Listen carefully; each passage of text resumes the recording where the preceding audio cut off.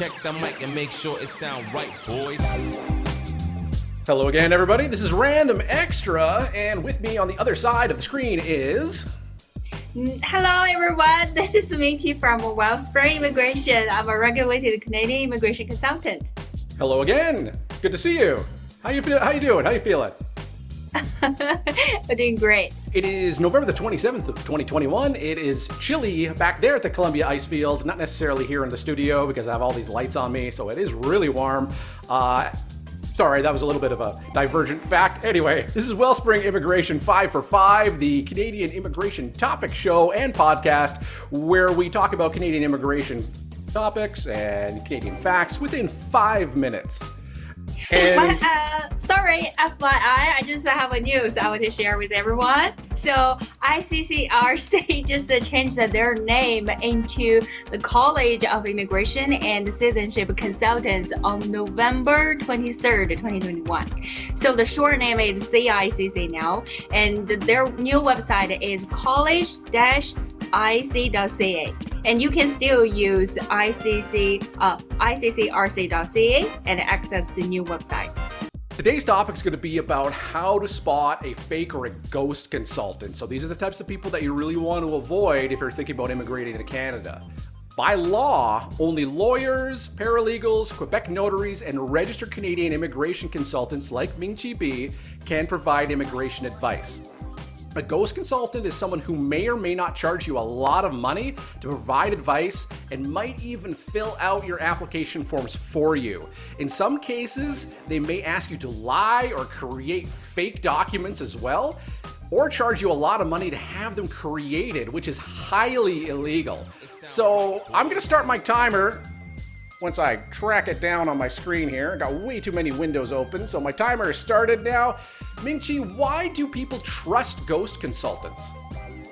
Well, maybe some ghost consultants, they own an immigration company that is not registered with CICC, which is previously known as ICCRC. So they tell people that they have an immigration consultant and they can help people to move to Canada. What they don't tell people is that they don't have any staff who can provide legal advice. So many people don't know how to check if the person who takes care of their application is legally allowed to do so. So if the person you are working with is supposed to be a regulated Canadian immigration consultant, you could go to ICCRC.ca or college-ic.ca and check by using Find an Immigration Consultant search form. Well, if you cannot find any information about this person and the R number, you should stop working with this person immediately. And what exactly is an R number? So for the R number, according to the annual report in 2021 from CCIC, there are about 8,000 regulated Canadian immigration consultants all over the world. And every regulated Canadian immigration consultant has their own unique R number. So the format is capital R followed by a 6-digit number. For example, mine is R709268. So if you put my R number on ICCRC.ca under Find an Immigration Consultant search form, you will find my name, ways to contact me, and my company's information.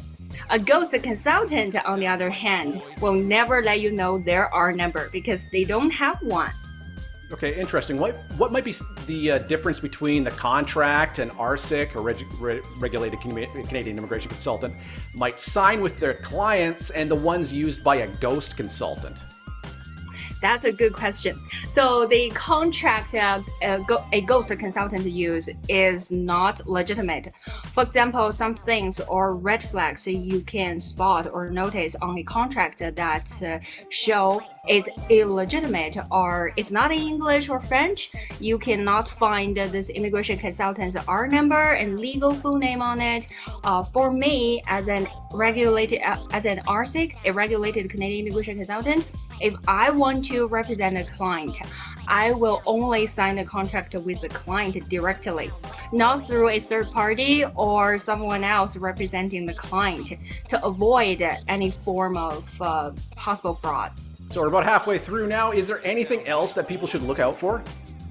Well, yeah, I can give you two things. So first, the information on their advertising is misleading. So some of the things you might spot is 100% guaranteed approval. Part of the regulations for R6 specify that we cannot provide guarantees, as these are not realistic, nor are they something that we can control. So if I advertise the guarantees, I would be in violation of this regulation and could be disciplined. Another thing is contingency building, which is illegal in immigration industry. So ghost consultants probably tell people if the application is not approved, they will refund you all the money. If R6 advertised this, this would be in breach of the retainer agreement regulation, and it would be immediately disciplined by the CICC. And I severely doubt that any ghost consultant would actually give back the money anyway. I've seen posts on forums and Facebook saying things like, we'll get you a job and your immigration documents for X amount of money. Guaranteed. Is that legitimate? Absolutely not. Nobody should guarantee you a job in Canada, as it depends on whether or not the employers think you meet the requirements and you have the ability to work for the company in the future.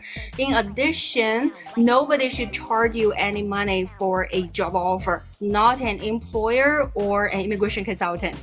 So speaking of the job offer, we will be covering how to spot a fake job offer in the upcoming episode, as I just had one of my clients show me one, and I want to share with everyone else what to look for so you don't get caught in a scam. Okay, fantastic. I think we're out of time there. So thank you very much, Mingqi B, for another episode of Wellspring Immigration's 5 for 5. If you have any questions or any comments, please leave them down below.